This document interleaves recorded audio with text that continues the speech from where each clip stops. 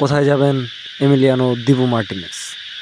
Aston villa অধ্যায় শেষ 5 বছর পর।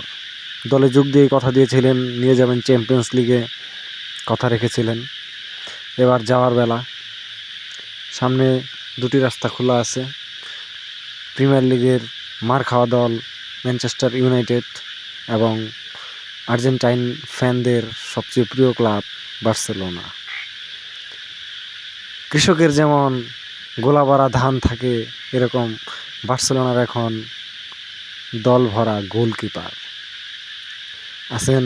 সেজনি আছেন, স্ট্যাচু স্টেগান।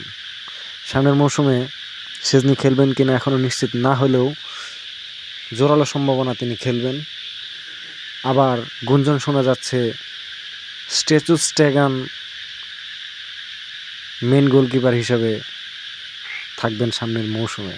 তো সেক্ষেত্রে একজন বিশ্বকাপ জয়ী গোলকিপারের বার্সেলোনায় যাওয়াটা অনুচিত বলে আমি মনে করি। আবার ম্যানচেস্টার ইউনাইটেডে এর আগে খেলেছেন সার্জিও রোমেরো।